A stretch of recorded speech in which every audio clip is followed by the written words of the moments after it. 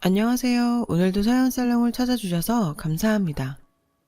몇 년 전 결혼해서 첫 아이를 임신 중인 여성이에요. 제 직업은 웨딩 플래너예요. 현재는 개인적인 사정으로 잠시 휴직 중이죠. 저에겐 세상 무엇과도 바꿀 수 없는 절친한 친구가 있어요. 친구는 현재 결혼을 앞두고 있는데요. 결혼 준비가 생각보다 만만치 않아서 제게 도움을 청한 상태죠. 친구는 임신한 제게 부담을 지웠다며 미안해하더라고요.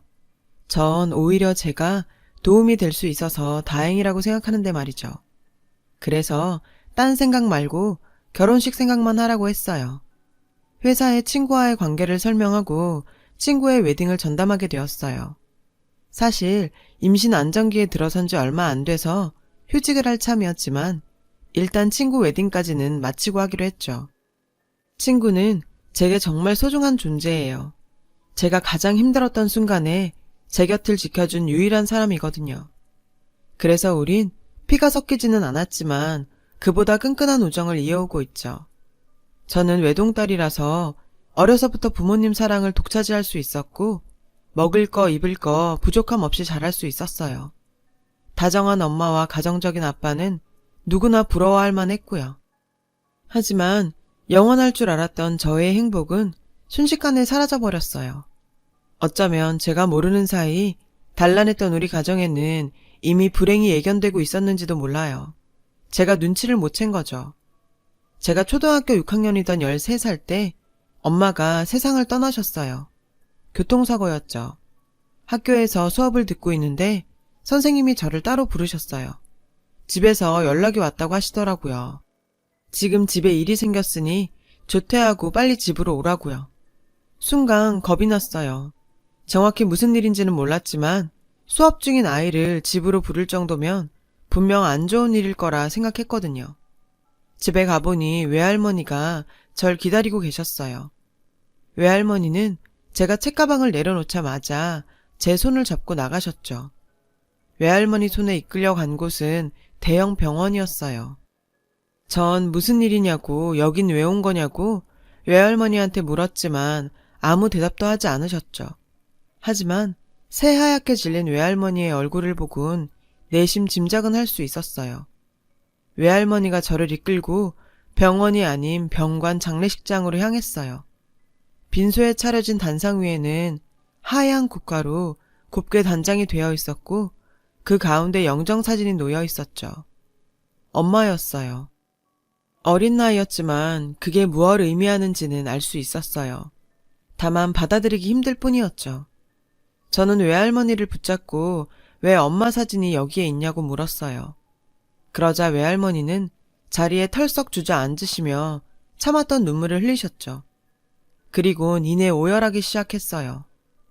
그때였죠. 아빠가 다가오셨어요. 검은 양복에 상주 완장을 차고 있었죠. 아빠는 저를 끌어안고 한참을 말없이 계셨어요. 그리곤 제 어깨를 단단히 붙잡고 말씀하셨죠. 진아야, 엄마가 교통사고를 당했어. 힘들겠지만 우리 엄마 보내주자. 믿을 수가 없었어요. 불과 몇 시간 전까지만 해도 제게 아침밥을 차려줬던 엄마가 갑자기 세상을 떠났다는 게 실감이 안 갔어요.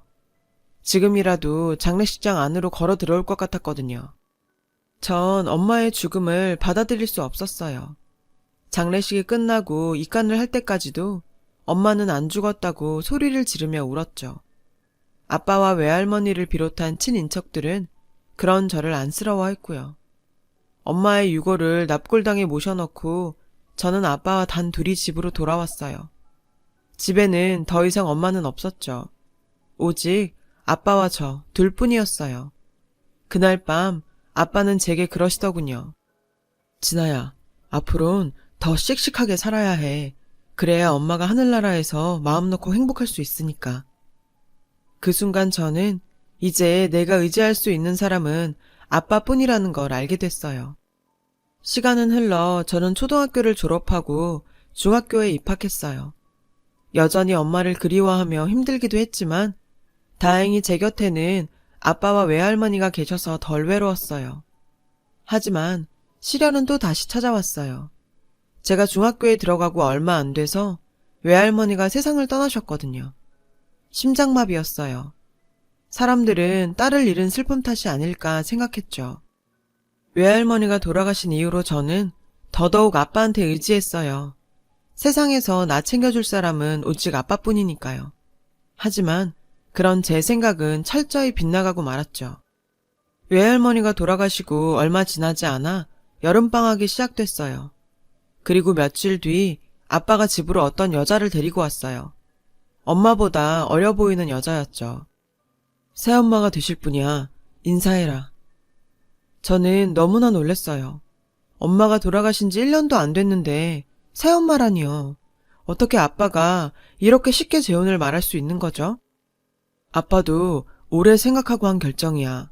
넌 아직 엄마 손이 필요한 나이잖니. 착한 사람이니까 우리 진아도 잘 보살펴 줄 거야. 아빠는 마치 저 때문에 서둘러 재혼을 결정한 것처럼 말했지만 저는 그 말을 믿을 수 없었어요. 그런 아빠로 인해 배신감만 느낄 뿐이었죠. 그러면서도 한편으론 아빠를 이해하고 싶기도 했어요. 아빠도 엄마 없이 혼자 절 키우느라 힘드셨을 테니까요. 사별했다고 평생 독신으로 살아야 하는 것도 아니고요. 언제고 할 재혼이라면 아빠가 원하는 사람과 하게 두자 싶었죠. 그래서 애써 참고 받아들이려고 했어요. 하지만 그런 제 노력은 철저히 짓밟히고 말았습니다. 그날은 평소보다 조금 일찍 집으로 돌아온 날이었어요. 현관에 막 들어섰는데 안방에서 아빠와 그 여자의 대화가 들리지 뭐예요. 얘가 말을 잘 들을까? 다행히 우리 애는 지 아빠랑 기억이 별로 없어서 괜찮을 것 같긴 한데. 괜찮아. 진아도 잘 적응할 거야.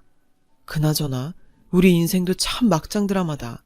난 그날 집사람한테 우리 사이 딱 걸리곤 이제 죽었다 싶었거든. 아니 그런데 어떻게 자기가 교통사고를 당해 죽냐? 그러니까 당신 부인이 멍청한 거지. 자식도 있는 여자가 몸 좀 살릴 것이지. 우리 차 발견했다고 그렇게 앞뒤 안 가리고 달렸으니 사고가 안 나고 배겨. 지 목숨 지가 버린 거지 뭐. 순간 망치로 머리를 한 대 맞은 것처럼 멍했어요. 저 두 사람의 대화를 통해 전 엄마의 죽음이 불륜관계였던 아빠와 저 여자 때문이란 걸 알게 됐으니까요. 전 그대로 방 안으로 들어갔어요. 절 보자 두 사람은 귀신이라도 본 것처럼 놀라더군요. 엄마를 죽인 건 아빠랑 당신이었어. 이 살인자. 아빠는 그런 게 아니라고 모든 걸 설명해 주겠다고 했지만 저는 듣지 않았어요. 변명 필요 없어. 앞으로는 나 볼 생각도 하지 마. 아빠고 뭐고 다 죽여버리고 싶으니까. 전 소리를 지르곤 제 방으로 갔어요. 그리곤 가방에 정신없이 짐을 챙겼죠. 그렇게 전 집을 나왔어요. 아빠가 절 막으며 제발 얘기 좀 들어달라고 사정을 했지만 소용없었죠. 제 머릿속에는 오로지 아빠로부터 벗어나야겠다는 생각뿐이었으니까요. 아빠가 악마처럼 느껴졌거든요. 그리고 그 여자도 마찬가지였고요. 제게 그들은 엄마를 죽인 살인자였으니까요. 가방을 끌고 거리를 헤매는 내내 눈물이 멈추지를 않았어요. 믿었던 아빠에 대한 배신감과 그런 아빠 때문에 억울하게 죽어야 했던 엄마가 불쌍해서 참을 수가 없었죠. 그렇게 한참을 걷다 보니 버스터미널이 나왔어요. 딱히 갈 곳이 없었던 저는 아무 버스나 잡아 탔어요. 종점까지 가서 내려보니 낯선 지방도시더라고요. 순간 막막했어요. 제 수중에는 현금 몇만 원과 교통카드, 그리고 통장에 모아놓은 세뱃돈 200만 원가량이 다였거든요. 제 나이를 생각하면 큰 돈이지만 정착을 하기엔 터무니없이 적은 돈이었죠. 전 일단 가방을 끌고 근처 찜질방으로 갔어요. 거기서 며칠을 지내다 보니 돈을 아껴야겠다는 생각이 들더라고요. 언제 어떻게 될지 모르니까요. 그래서 찜질방을 나와 정처 없이 돌아다녔어요. 끼니는 삼각김밥으로 때웠고요. 그렇게 걷고 또 걷다가 해질 무렵에 어느 교회 앞에 다다르게 됐죠. 마침 교회에서 누가 나오고 있더라고요. 옷차림을 보니 목사님 같았어요. 저는 무작정 목사님한테 달려가선 매달렸어요. 목사님, 저 좀 도와주세요. 갈 곳이 없어요. 잠시 당황하셨던 목사님은 친절하게 무슨 일이냐고 물으셨어요. 저는 거짓말을 했죠. 엄마는 돌아가셨고 아빠가 매일 때려서 집을 나왔다고요. 교회에서 일을 시켜도 좋고 다 좋으니 제발 먹고 자기만 해달라고 했어요. 목사님은 일단 저를 경찰서로 데리고 가셨어요. 경찰 아저씨는 제 이름과 집 주소를 묻더군요. 저는 혹시라도 아빠한테 연락할까봐 이름 외에는 아무것도 답하지 않았어요. 다행히 목사님이 경찰 아저씨한테 제 사정을 설명해 주셔서 그 지역 청소년 쉼터로 가게 되었어요. 그렇게 저는 쉼터에서 살게 되었고 쉼터 선생님들은 저를 그 지역 학교에 다닐 수 있도록 등록해 주셨어요. 완전히 새로운 삶을 시작하게 된 거죠.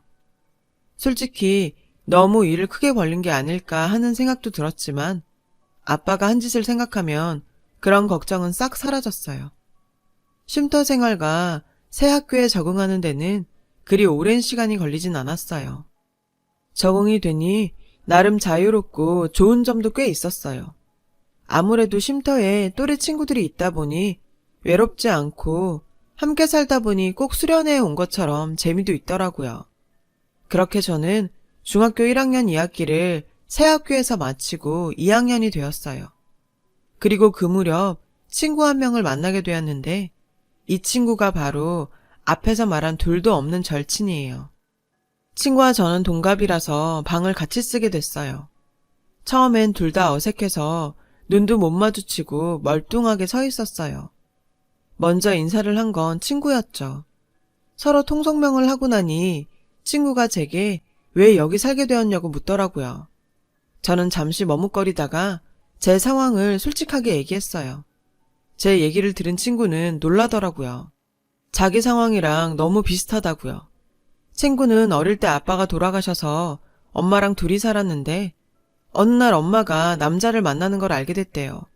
거기까지는 아무 문제가 없었죠. 그런데 하필 엄마가 만나는 남자가 유부남이었던 거예요. 친구는 그 사실을 알고 충격을 받았고 남의 가정을 파탄내면서까지 불륜녀로 사는 엄마가 싫어서 집을 나왔대요. 저도 그렇지만 친구도 안 됐더라고요. 우리는 각자의 사정을 비밀에 붙이기로 했어요.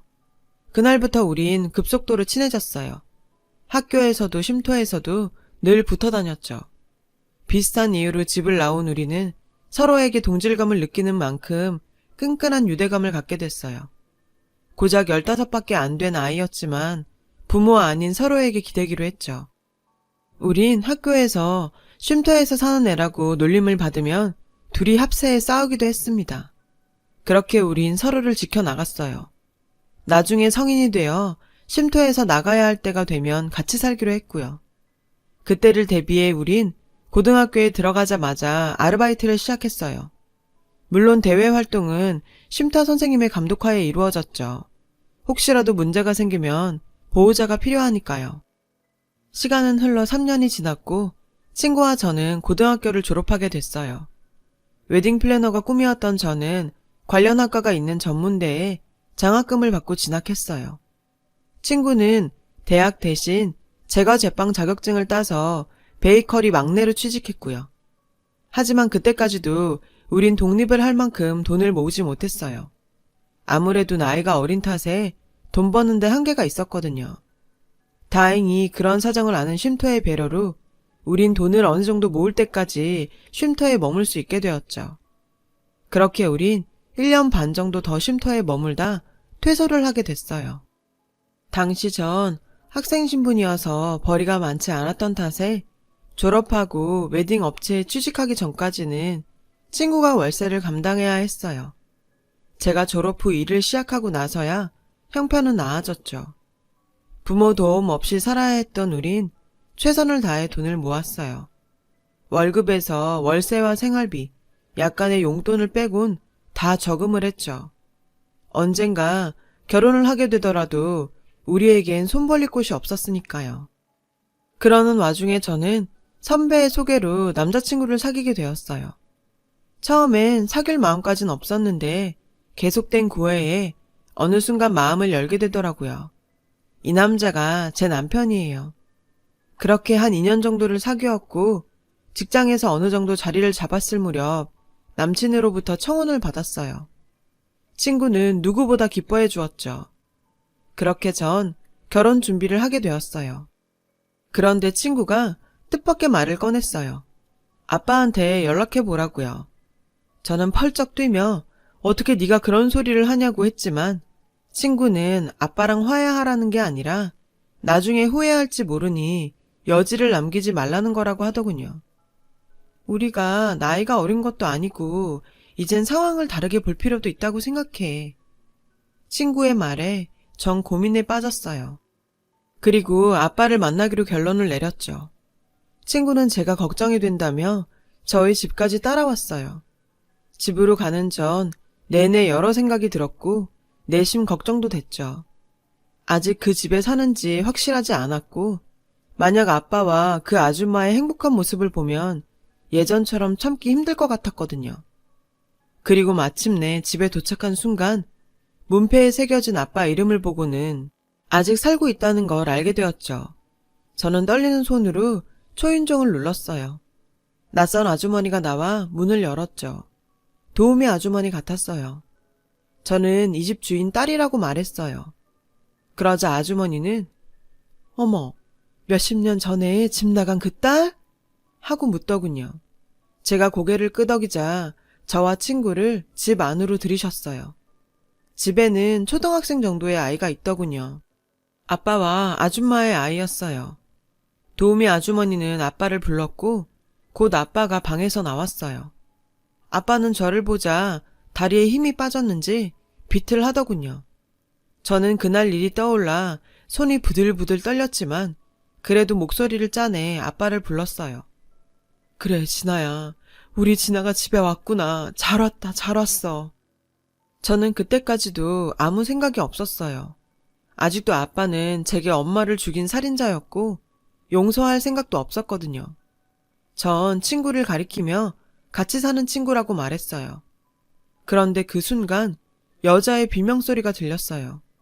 돌아보니 아줌마가 비명을 지르며 털썩 주저앉지 뭐예요. 그런데 아줌마가 바라보고 있는 사람은 제가 아니었어요. 바로 제 옆에 서 있는 제 친구였죠. 친구 역시 얼굴이 하얗게 질려있더군요. 아줌마는 달려와 친구를 끌어안았어요. 그리고 흐느끼며 말했죠. 우리 딸, 엄마가 얼마나 찾아다녔는데. 순간 뒤통수를 한 대 맞은 기분이었어요. 친구가 말했던 유부남과 놀아났다던 친구 엄마가 바로 아빠의 여자였다니. 믿을 수가 없었죠. 아니, 어떻게 이럴 수가 있어요? 그 순간 친구는 냉정하게 아줌마를 떼어내며 그러더군요. 왜 이러세요, 아줌마? 난 엄마 없어요. 남의 가정 파탄낸 불륜녀 따윈 난 몰라요. 그 말에 아줌마는 흐느껴 울기만 했죠. 아빠 역시 아무 말 못하고 서 있었고요. 아빠랑 저 아줌마가 무슨 짓을 한 건지 이제 알겠어? 어떤 결과를 낳았는지 보이냐고. 내가 오늘 여기 온 이유는 하나야. 나 곧 결혼해. 보란듯이 행복한 가정 이룰 거고 아빠처럼 가족을 죽음으로 내모는 더러운 결혼 생활은 안 할 거란 말이야. 그거 얘기해주러 왔어.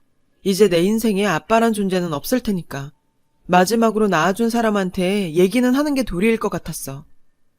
전 그 말을 남기고 친구와 함께 나왔어요. 아빠가 뒤에서 저를 애타게 불렀지만 돌아보지 않았어요. 아줌마 역시 비틀거리며 친구를 잡으려 뛰어나왔지만 친구는 아줌마의 손을 냉정하게 내쳤어요. 그리고는 아줌마, 그거 알아요? 남의 눈에 눈물 나게 하면 자신은 피눈물 흘리게 된다는 거. 인생 추잡하게 산 사람들의 말로가 어떤 건지 아저씨랑 아줌마를 보니 잘 알겠네. 친구는 자신의 엄마한테 매정한 말을 남기곤 제 손을 잡았어요. 그날 우린 집으로 돌아와 밤새도록 울었어요. 슬퍼서 온 게 아니라 서로에게 미안하고 가여워서였죠. 그렇게 울고 다음날 일어나 보니 이상하게도 머리가 맑더라고요. 늘 가슴을 짓누르고 있던 돌덩이가 쏙 빠진 것처럼 가뿐했고요. 그건 친구도 마찬가지였어요. 우린 그날 그동안 질기게 끌어왔던 부모와의 정을 완전히 끊었어요. 세상에 부모 없이 태어난 사람은 없다지만 누군가는 차라리 없는 삶을 사는 게 낫기도 한 것 같아요. 내 행복을 위해 타인의 가슴에 비수를 꼽는 행동은 결국 자신한테 되돌아온다는 걸 아빠도 아줌마도 알았으면 좋겠어요. 사람이 되긴 힘들지만 괴물이 되진 말자던 영화 대사처럼요. 다행히 전 좋은 시부모님을 만나 그간 집 떠나 살면서 겪었던 부모 없는 서름을 지워낼 수 있었어요. 시부모님은 제 불우한 가정사를 아시곤 앞으로 우리 딸 하자시며 안아주셨죠. 덕분에 결혼식도 무사히 치를 수 있었고 몇 년 후인 지금은 첫 아이를 임신한 상태예요. 친구는 제가 결혼한 지 얼마 안 돼서 같은 베이커리에서 일하던 동료와 사귀게 되었고 얼마 뒤 청혼을 바꾼 결혼식을 앞두고 있고요. 제가 임신 휴가까지 미루고 친구 결혼식에 열을 내는 이유를 이제 다들 아시겠죠? 너무 어린 나이에 깊은 상처를 받아 온전한 인생을 살지 못할 뻔했던 저와 친구는 서로의 상처를 보다듬으며 시련을 이겨낼 수 있었어요. 하지만 지금 이 순간에도 어딘가에는 자신이 감당하긴 어려운 시련 속에 갇혀있는 사람들이 있으리라 생각해요. 혼자는 약하지만 곁에 누군가가 힘이 되어준다면 분명 그 시련을 이겨나갈 수 있으리라 믿어요. 그러니 내 옆에 있는 누군가의 상처를 모른 척하지 말아주세요. 작은 관심도 누군가에겐 삶의 이유가 되니까요. 전 친구 결혼식을 잘 준비해서 제 친구를 세상에서 가장 아름다운 신부로 만들어줄 거예요. 그리고 남편과 함께 곧 태어날 아기를 위해 열심히 바르게 살 거고요. 제 이야기를 들어주셔서 감사드리고요. 여러분 가정에 행복이 가득하시길 마음으로 빌게요. 여러분, 사연 댓글에 응원과 현명한 조언 부탁드려요. 좋아요와 구독은 저에게 큰 힘이 됩니다. 오늘도 좋은 일 가득하세요.